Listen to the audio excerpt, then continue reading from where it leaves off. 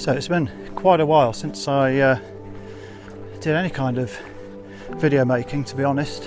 So I've taken the opportunity today to come up to a favourite place up at Carmarthen in North Wales, just to have a hike. I've got my camera equipment with me, and we'll see what the day brings.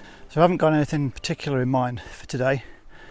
So what I thought I'd do is just have a bit of a hike and document the journey in photographs, and maybe put together a short blog. So I'm going to have a go at that and see what happens. But just to set the scene of where we are, this is Llyn Carmarthen, looking up at the Carmarthen quarry across the other side of the lake there.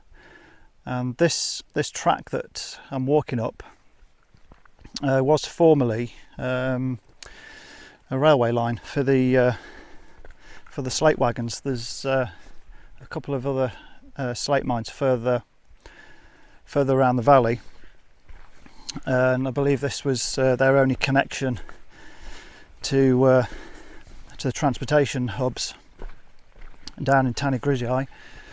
And I think the mine owners up top had to pay some sort of rent to use the railway facilities until the Rhosydd tramway was established, which allowed them to ship their slate down to the other side of the valley to Porthmadog. What's interesting about this track that isn't immediately obvious is that there are some remnants of the former infrastructure, so you have to keep your eyes peeled, and they are hidden amongst these grasses. So once I spot one, I'll stop and grab a couple of photographs, because they're a great introduction to the start of this photographic story, if you like. I think the weather conditions today don't really favour your classic landscape photograph. We're not anywhere near golden hour. We've got wall-to-wall blue sky pretty much. It's a little bit hazy, but can always convert to mono, and there's ample opportunity up here for great textures and patterns, which always lend themselves well to black and white. So with benefit of shooting in RAW, I've got the option of either keeping them in colour or converting to mono. So that's where the fun comes, when you curate your images at the end of a day. You can always get something unexpected out of a shot that you just took for memory's sake. So I found the remnants of this slate tramway, and I'm just going to take some pictures of it now. I'll just swing the camera around so you can have a look. So you can even see one of the rails there, and then it continues on for about 3 or 4 meters, and then it gets consumed by the mosses again. But it's probably all still underneath. I think some of it is revealed a bit further around as well. And this is a kind of shot that works wide angle quite low down, because I want to get some of these sleepers, but I also want the track disappearing into the background as well.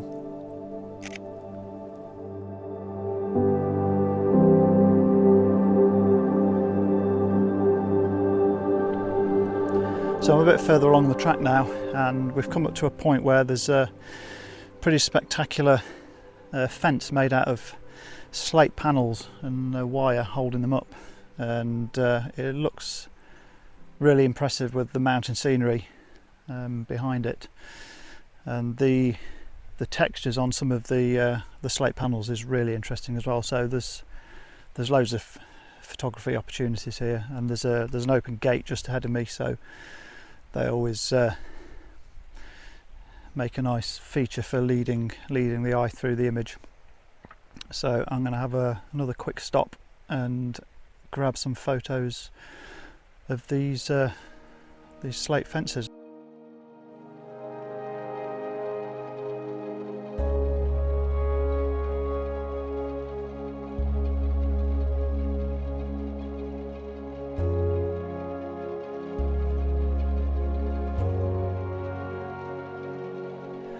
Just come up to the ruins of an old chapel now that was set up to serve the mine workers, and it also doubled as a Sunday school, I believe. And it's looking a bit worse for wear these days. The roof's long gone, but the main structure's there, and there's some nice detailing, arch windows and so on. I'm gonna probably take more photos of this on the return leg because it looks a bit better from further on up the track. But it's a lovely location, and it's got quite a lot of history to it, so it all adds to the memories of the journey. Now, in the distance on the head wall of the Cwm there's 3 holes. There's actually 4 holes. The smallest of the 4 is quite difficult to make out from here, and those are open workings of the former Conglog mine. So I think I'm just going to grab a shot of that, probably fairly tight in, excluding any of the sky or anything like that, and just hone in on the shapes, because as you start up the track that you can see cutting across the hillside, the actual chambers disappear from view, so you have to take the opportunity to photograph these while you're still down at the sort of the valley floor. So I'll just quickly grab some shots of that, and then start making our way to the foot of that climb there.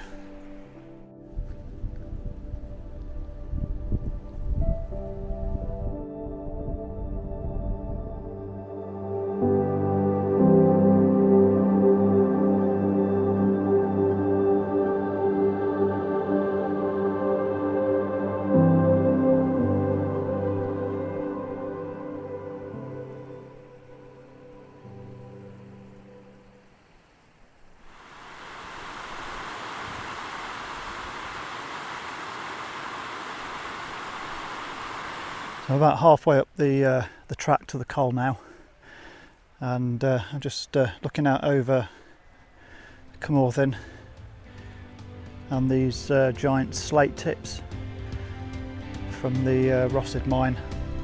Slate production was a very wasteful process, with 1 tonne of saleable slate producing anything up to 30 tonnes of waste.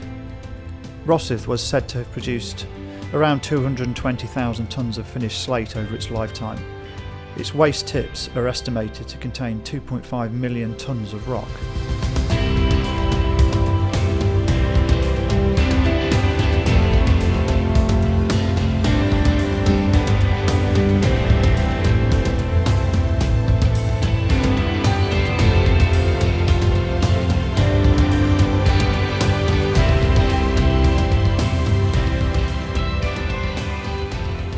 I'm not sure if you can see from this view, but there's a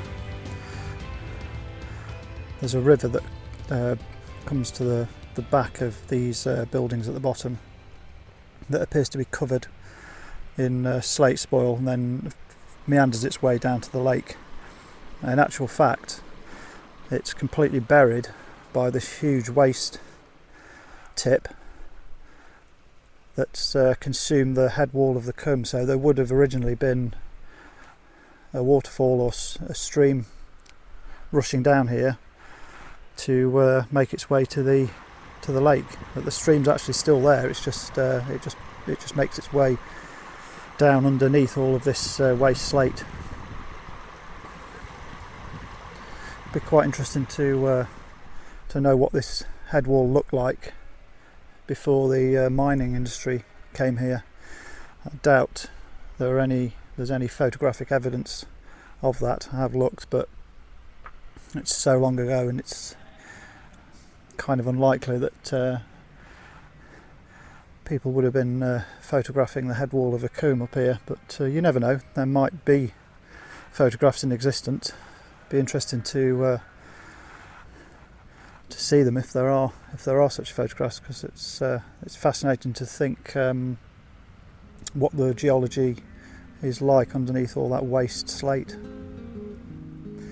Anyway, make my way up to the track to the coal where the Rhosydd mine ruins are, and there'll be more photographic opportunities for this little photo blog up there.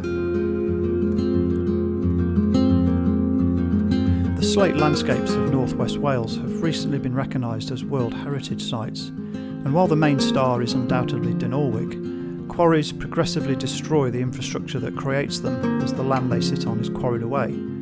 With underground workings, this doesn't happen, and so with Rhosydd, every stage of its history is relatively intact, from its beginnings as a small open cast high above bulky Rhosydd, right down to level 9 where my photographs were taken.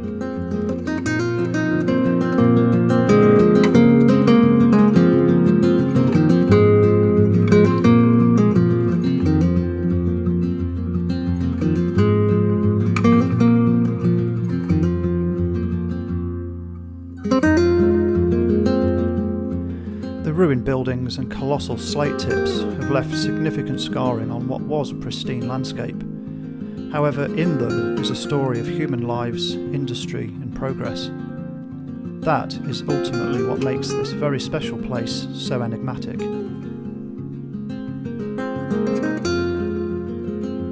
Every now and then a story surfaces of a desire to untop the underground workings to extract slate again, destroying everything that's left here and ravaging a beautiful place in unimaginable ways. Let's hope that with UNESCO status, that never happens.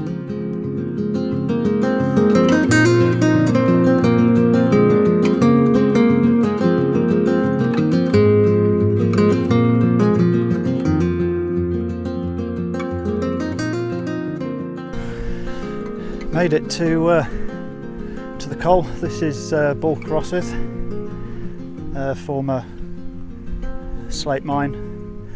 There's remains of large machine sheds and other industrial equipment here.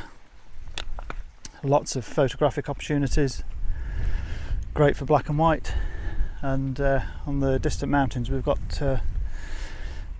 some clouds sweeping in, which looks really good. So I'm just going to have a wander around. I've got the camera and I'll just grab the photos as I see the opportunities. So this is an old rusted out engine that was probably drove a pump or mine cutting machinery, and just away from it over there are the miners' barracks, and I think the gap between the two is referred to as Main Street, and there's a great shot here with this engine leading the eye straight down towards those barracks. So I'm going to stop here and grab a few shots of this.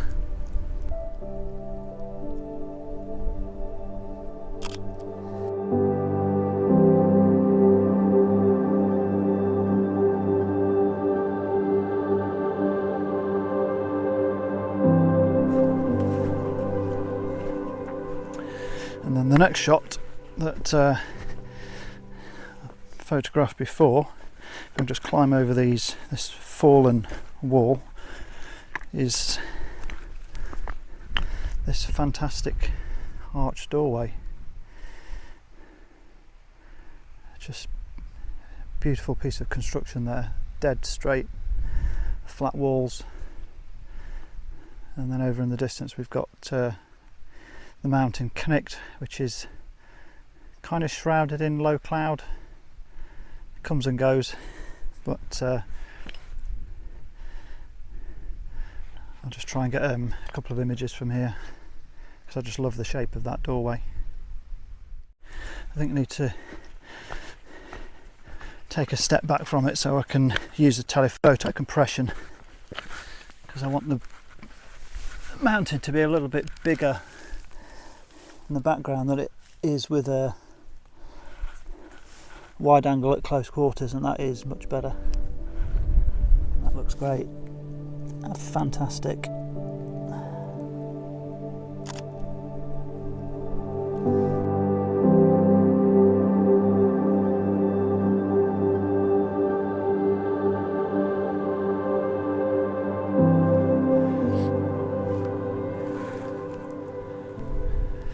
And would you believe it, all you have to do sometimes is just look down at the ground, because what we've got here is one of the end walls of the machine shed, which is toppled over, and it's kind of like a stack of dominoes.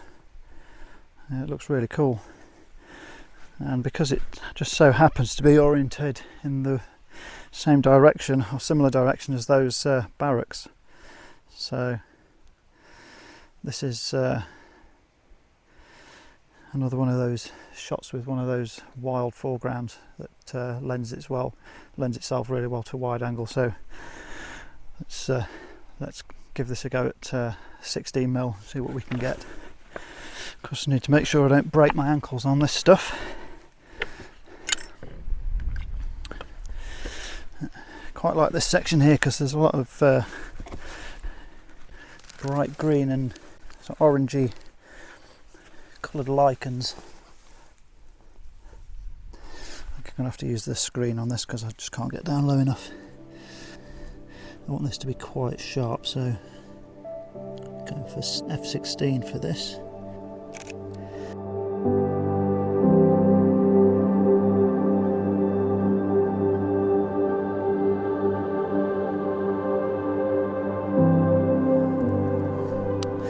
Yeah, I'm pleased with that, but I'm going to get up because my knees are killing.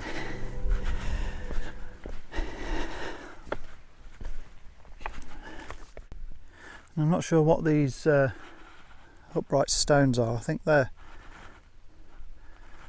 possibly some kind of loading area for finished slates, because the end wall there doesn't. There's no evidence of any large scale sort of walls around this, and there's a number of lines of presumably what were the same thing. So I think maybe this was some kind of loading bay where the slates would be loaded, because the track that you can see just behind there that goes away into the distance, that's the Rhosydd tramway, which eventually allowed the slate from this mine to be taken down to Maddock. And there's bits of old rails all over the place. I might have a go and see if I can get something with these upright bits of slate. Some nice light on the hillside. So let's just get focus on the pillars in the foreground quick before the light goes.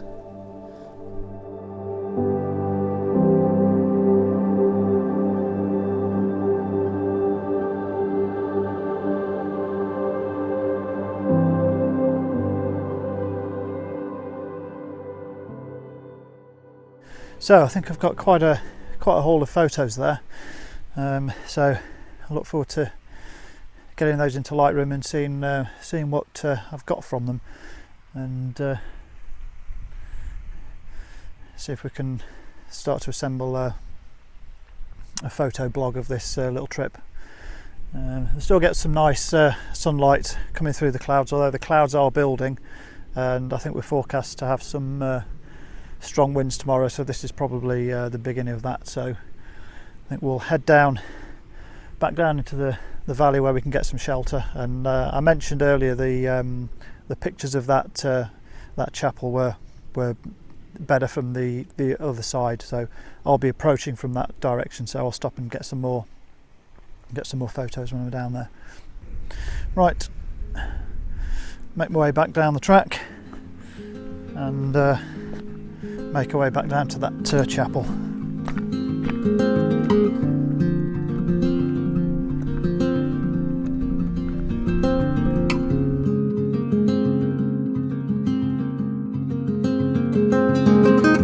As our camera pulls back to reveal Moelwyn Mower behind the huge tips of the upper levels of this mine, we see a tantalising glimpse of what the landscape beneath it might have looked like. There's a mirror image to the left of the incline that dramatically divides the scene in two.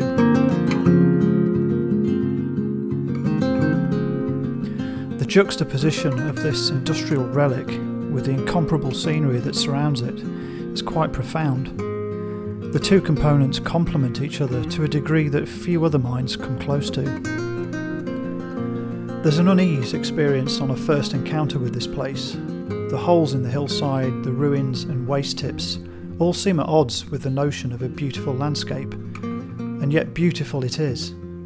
A beauty which deepens with each visit.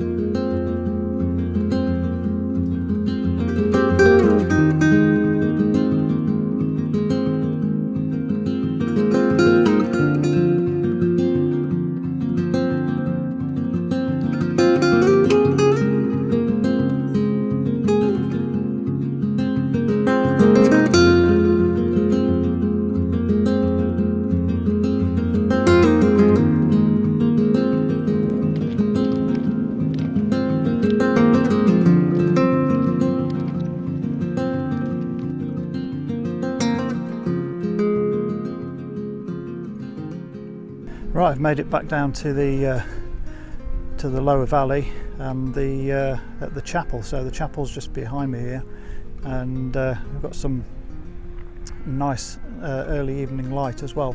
It's not illuminating the chapel, but it is illuminating the hillside behind me here. So I'm going to grab some photographs of the chapel from here. The track's got some water on it, so that gives us some reflections, and we've got this great leading line as well with both the track and this patch of grass that's sort of separating the two parts of it, and this slate fence. So this makes for a really eye-catching image. So I'll grab a few shots of this, and then that's probably going to be it for the trip.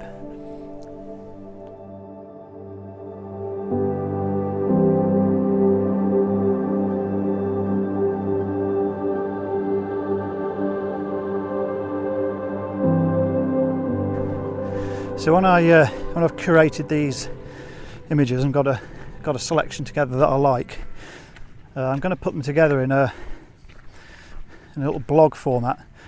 And I think I'm going to use something called Adobe Spark. I've done them before, but a while ago, but they're actually quite effective, especially when you've gone out specifically with the aim of documenting a trip. And I'll put some words to the trip and sort of describe a bit of the history of this area and make it like a little 5-minute read. And I'll put a link to it in the video description as well, so you can have a look. Anyway, I'll wrap this up for today. Hope you enjoyed the video. Hopefully it won't be so long before the next one's up. And thanks for watching. Hope to see you in the next one.